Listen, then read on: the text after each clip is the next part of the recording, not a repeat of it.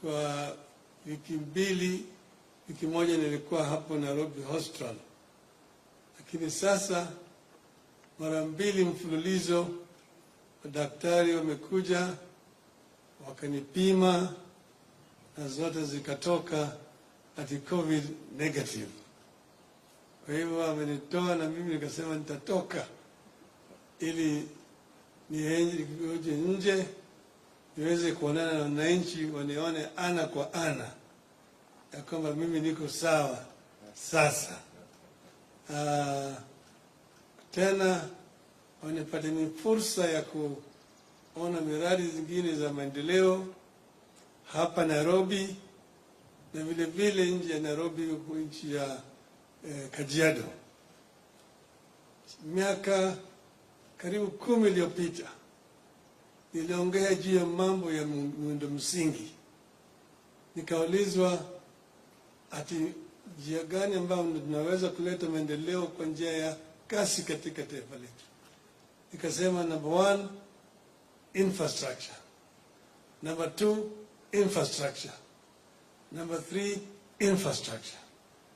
Na yale imekuja sasa kuingia, na nimeona vile serikali inafanya.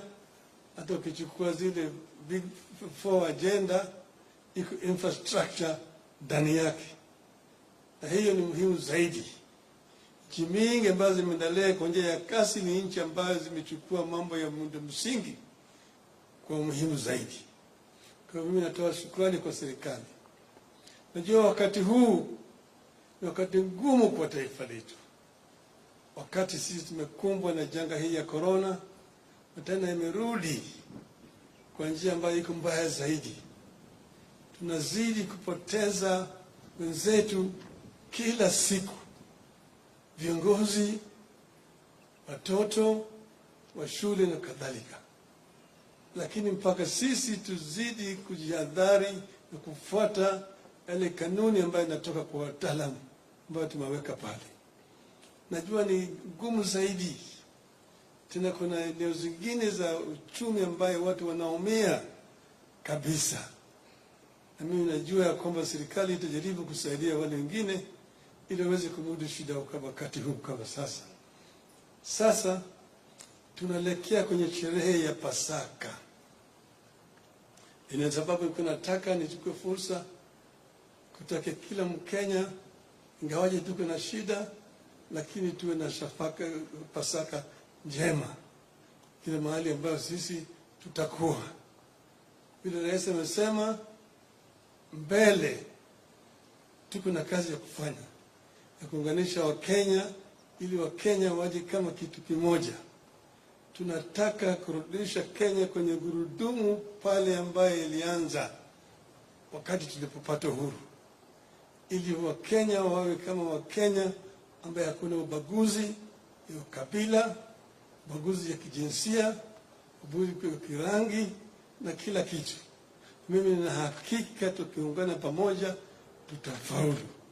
Hivyo Pasaka njema kwa kila mtu, na tuombe Mwenyezi Mungu azidi kulinda taifa letu.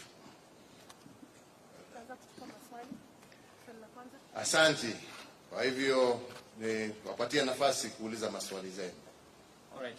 My name is Sam Gituko from Citizen TV, and it's good to see you, former Prime Minister, in your element. I just want you to clarify or tell us about what the kind of treatment regime you're going through, and as you went through these 3 weeks, were you scared at any point in time? And to you, Mr. President, of course, after the measures that you announced last week on Friday, there's been a lot of cry, especially from institutions and firms that have been affected by the partial lockdown and the other containment measures. So for you, as you listen to this cry, which sometimes mostly is genuine, what is that will make you decide to go back to the economy operating in full capacity as it were? Well, you hardly can tell how you contract this disease, because you really try to do your best. Like I've been keeping social distancing, been wearing masks, and I've also not been avoiding crowding. but it just comes, and you find yourself feverish and getting a little bit weak, and then when they do the test, then they find that you are positive. But I do believe that the best way to go is to follow the instructions that we are getting from our experts. There's really no other way out of it. And, but also, now that vaccination is available, I really want to encourage our people to take advantage, particularly those who are advanced in age, to do vaccination. I am going to personally arrange to do a public vaccination so that people can see that I have confidence in the process. Thank you. I think the issue you raised is a self-answering question. I want to make it categorically clear that the measures that we have imposed are not my measures. These are measures that have been brought to us by those who have the knowledge, the professionals, the doctors, the medical practitioners, the scientists. They went through and we had long sessions with them. And this was their recommendation, that if we are to stem this virus from continuing to grow, kill people, the only thing we can do is to lock down. In fact, if we had gone by their extreme measures, they had wanted us to lock down the whole country. We had to come down to tell them we also have an economy, we also have livelihoods, which we must consider. And that is why they picked those counties that we locked down as the most heavily infected counties, and we went for what is called a partial lockdown, not even a total lockdown, a partial lockdown. As the Honorable Prime Minister has said, it is true. As a result of that partial lockdown, some segments of our economy are indeed hurting. The hospitality sector, the bars. We also know that churches are not having the opportunity to gather, but at the end of the day, we have not said that people cannot pray. And we welcome people to pray in their homes. But the most important thing is that we must stay safe. And by staying safe means we do everything that is possible to follow the protocols and the guidelines that have been given to us by the health experts. The washing of hands, the social distancing, the wearing of masks. And indeed, encourage those, especially of that age bracket that is most vulnerable, the elderly, who are most susceptible to death, to be vaccinated. And as to when these measures will be removed and we can go back to normal, which is our prayer every single day, depends on how we are able to flatten this curve. When will we be able to get to an infection rate that has gone to a high of almost 27% in those counties that I've mentioned, back down to below 5%, which is the recommended level in order for us to be able to open up the economy again. So all I can say is, fellow Kenyans, I know it is difficult, but we cannot pretend that this disease is not with us. We cannot ignore the advice that we are getting from the World Health Organization, from CDC Africa, from our own experts, that the only way to save lives is to take the measures that we have taken. Please, let us work together. Let us cooperate and collaborate with our health experts. And the sooner every single Kenyan begins to do that which is necessary, the sooner we shall be able to get back to normal. Next. Thank you, Mr. President. My name is George Maringa from KTN News. And as you speak about, ensuring that the percentage reduces to below 5%. We've seen the donation to the 5 countries, and the question that, of course, Kenyans are asking is when shall, last year you introduced, or rather you announced the mitigation measures to cushion Kenyans. This time when you announced the partial lockdown, we haven't seen much of that, considering that also the such donations would be made through manufacturing. When are we likely to see you and your government intervene, especially to ensure that Kenyans are cushioned even on matters tax? Thank you. Well, you must first and foremost recognize that this lockdown is very different from the first one. The last lockdown that we had, had to lock down the whole country. And that is why we had to take some of those measures, because we basically locked down the whole country and the whole economy. This time, luckily, some counties have done extremely well. And the rate of positivity was not the same across the whole country. So we were able to narrow it down and lock these, I think there were five counties. The rest are still functioning as per normal. And it is our hope that within that 30-day period, and hopefully even sooner, when we are able to bring that curve down, like I said, to below 5%, that we shall be able to resume. And that is why we have not locked down, like I said, we have not locked down the economy. We have locked down specific areas that have been mentioned by our health experts as being the areas of super spreaders. And that is public events. That is where more than 50 people gather. That is why bars have been closed. That is why churches have been closed.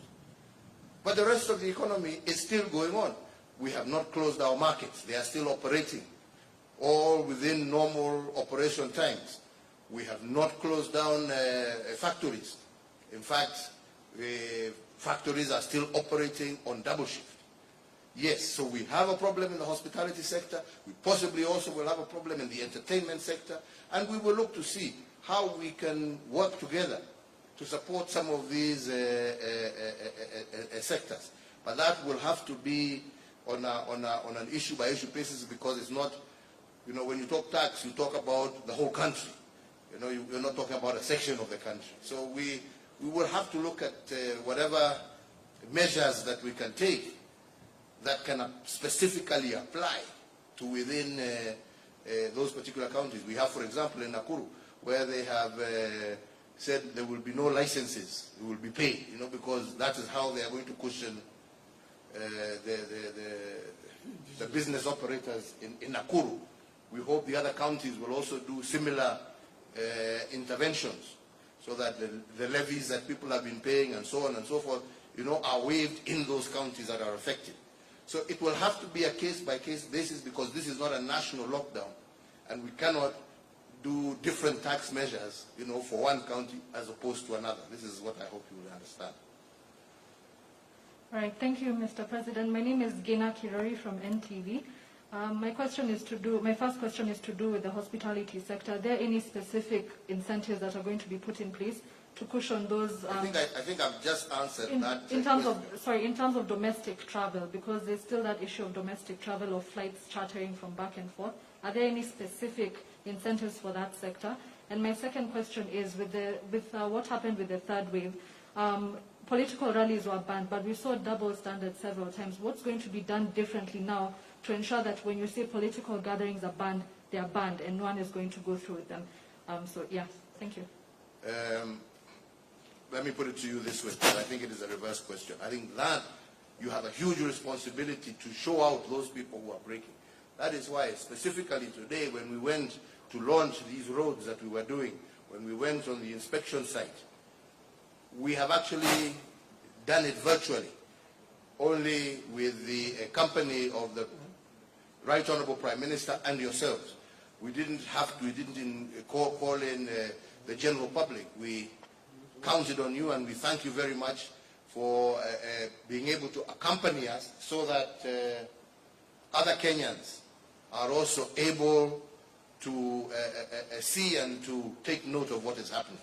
So I think that is all I can say, that we will do everything we can, but we will also depend on you, members of the Fourth Estate, to help us, to show up those who will flaunt these rules. And we will ensure that anybody who does, action will be taken against those people. We want to be able, and we say we can work, we can do all these things like we have spent the day with you, without necessarily breaking the COVID rules. So we have shown that it is possible. We can work within that framework. And we hope that others will do. And those that don't, there will be no differential in the measures that shall be taken against them. Thank you so much, Mr. President. My name is Giva Sumaina from Cairo. My question is, on regards to the vaccination and the vaccines, and this is AstraZeneca, a section of Kenyans are worried that we've only managed 1.2 doses, and some have taken their first doses, some have not yet taken it completely. What's the progress so far? For those who have taken, some are saying if the government, there's no plan or it could delay, then they could miss on their second doses, and even for those who have not taken completely. Thank you. I want to assure you that nobody who has taken their first dose, and that I can give you complete assurance, is going to miss out on their second dose. That's point number one. Point number two is that it is a fact that there is a global problem in the supply chain of vaccines. Every single country is having problems accessing vaccines. But what we are doing is working day and night with all the different partners that we have across the world to ensure that we are able to get these vaccines in the shortest time possible in order to be able to first and foremost ensure that all frontline workers are vaccinated. Secondly, those who are most vulnerable and those living with comorbidities, is those living with comorbidity and those who have are above a certain age, again are also covered as we move towards vaccinating generally the adult population of Kenya. So we are working day and night to ensure that we have these vaccines here and available. But I give you the assurance that anybody, and that is why it is very important for the records that are being maintained by, that's why you're being asked for your telephone number, your place of residence, and all those questions. Those questions are so that when your time comes for the second injection, you are made aware that your vaccine is in place X. Please make yourself available to be administered with a second dose. So nobody who has received the first dose will miss out on the second. And point number two is that we are working day and night to ensure that we are able to get the necessary supplies in order to be able to vaccinate our population.